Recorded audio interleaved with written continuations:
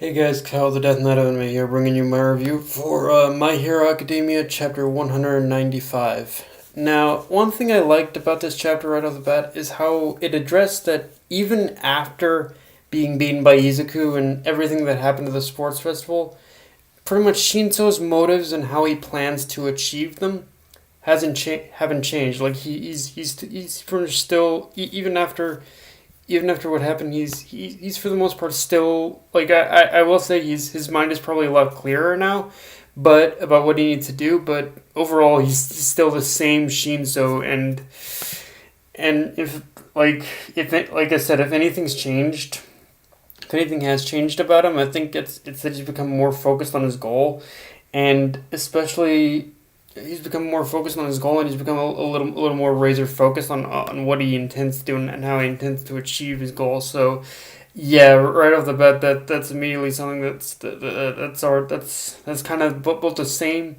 So it's one of those weird cases where pretty much Shinzo as a character, he has changed, but at the same time he's also pretty much stayed the same, and it's kind of one of those things where I really appreciated about the character. Like he hasn't stopped thinking about what he wants to do and what he needs to do in order to be a hero.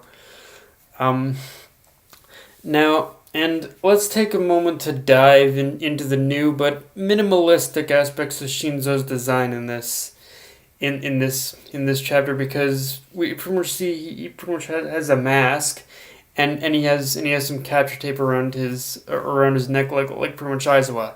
And so, like, first there's the capture tape he's wearing, and to me that really plays well off a passing comment that was made in the sports festival work about how Shinzo's quirk would be most useful for capturing villains. And if he ever makes it into the hero course, which still crossing my fingers that does happen, and hopefully it won't be too much longer after this little practice thing, because that's essentially what this is. Unfortunately, it's just it's just kind of like a practice thing in order to see how Shinzo does. But I'm hoping that it won't take too much longer after this test in order for him to get into the hero course. But anyway, I got off track there for a second. Uh, well, like I said, it was like I said, the passing comment of the sports festival arc about Shinzo's quirk being most useful for capturing villains. Um, I, I'm hoping that the capture tape or something similar to the capture tape is gonna make it into Shinzo's overall final costume design. Like once from Horikoshi actually kind of put Shinzo in a certain place in the hero course. I'm hoping that the capture tape or something similar to the capture tape does make it into his costume design, because I can because the more I think about it, I thought about it in this chapter, the more I realized that, yeah, pretty much Shinzo and Aizawa, they have different quirks, but overall pretty much the purpose of their quirk can pretty much say the same purpose, which is to capture villains. And because I can see Shinzo pretty much becoming the new Aizawa with basically a combo of of something to capture villains with and his brainwashing quirk. And now and and speaking of Shinzo's quirk, it seems like he's pretty much developed his quirk. To start off with, it seems like Shinzo has developed his quirk in a way where he can pretty much he can use his quirk, or at the very least he has better control over it, where he can actually brainwash someone with pretty much out even needing to ask them a question. Because I remember because if I remember correctly, in the sports festival arc, the big thing that was established about Shinzo's quirk is that he needs to ask someone a question in order to activate his quirk. But with this particular chapter, it seems like he's pretty much developed his power in a way where I think he does. I think in order for certain types of brainwashing, he does still need to ask people a question, but he's developed like almost a new technique or a new method of brainwashing in which he doesn't need to ask people a question. So in a way that just kind of proves how powerful how far he's come since then too. And as as far as the mask and and also from the way I understand it of the last page, Shinzo's mask also seems to be a voice changer of some sort, which honest again it makes as if the thing of him possibly not even need to ask people a question or to brainwash them isn't even more of a power up anymore. Like the fact that he can the fact that he can mimic people's voices pretty much using that mask is already enough of a threat. But like this is one of those things where you really have to look at the possibilities. Like imagine the type of confusion that Shinzo can create, but by using other people's voices now. It's one of those things where it's a very simple but very effective way for Shinzo to use his power now. And as far as how he does it, it looks like the mask like I don't know if he needs to just adjust the mask in order to use a person's voice, but there was a series of panels in which it looks like he was pressing a button and then he moved to adjusting the mask. So it almost seems like he pushes a button on the mask in order to record a person's voice, and then by adjusting the mask, he can then like use pretty much their he can mimic their voice almost. So yeah, I think that's how it's working, and I think probably the limitation is he can probably only use one. You can only use one person's voice at a time, but with that mask is that he can only use one person's voice at a time. But yeah, like pretty much again, Shinzo he just this was a Shinzo chapter, as we can tell. Like he just developed massively in more ways than I thought possible, honestly.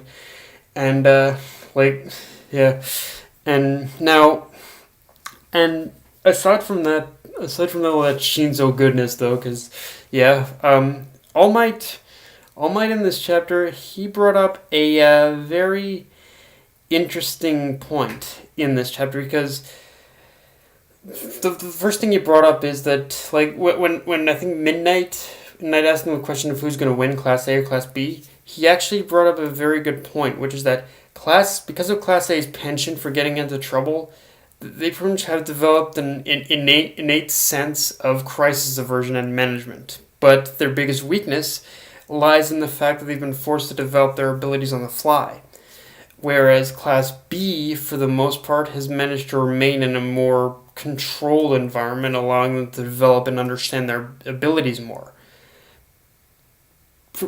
Pretty much what he's saying here is that both sides pretty much complement each other. Class A's strength is Class B's weakness, and Class B's strength is Class A's weakness. So it's basically from this setup, we can basically assume that the purpose of this test is in order to work on those. One of the purposes of this test is to work on those weaknesses, and it'll be interesting to see how each class can kind of overcome the definitely those weaknesses in this arc. Like, it's really one of those. It's really one of those things where it really kind of puts where it's one of those things where it really kind of puts Class A's whole whole journey throughout this manga in a bit more of a less than positive light, if you think about it. Like as much as we all love the characters in Class 1A, it's like, oh yeah, they definitely have learned stuff, but they have learned stuff, but definitely not as much as they could be learning for sure. So yeah, it's really one of those wow eye opener situations. Like wow, despite everything they've been through, they haven't despite all they've learned, they've only scratched the surface of what they can do. So wow, yeah, it puts that in a whole new light for sure. And one thing I think that is also going to be explored through this whole exercise is that I really like the idea of how this exercise, that the team who succeeds in capturing their opponents are basically the heroes. Like there isn't in this exercise there really isn't a hero or a villain side. Like it's just two opposing sides. It's just two opposing sides from just going at each other, and the one who basically succeeds in capturing the other team are going to be named as the heroes basically. So it's one of those things where it's a small touch, but I think it is showing more of Stain's influence for sure, and how it's affected definitely the academic system at UA for sure. In more ways than just like needing to protect the students.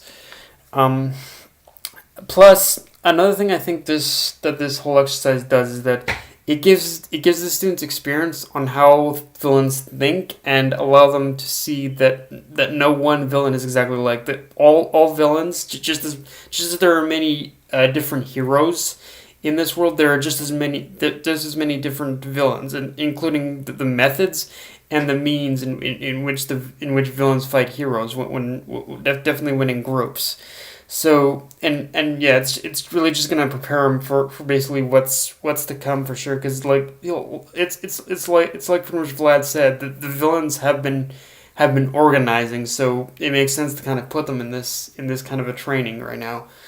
Um, but yeah, guys, that's my review. If you enjoyed the video, like, comment, subscribe, follow me on Twitter and Facebook. That's Night of Enemy signing off. Later, guys.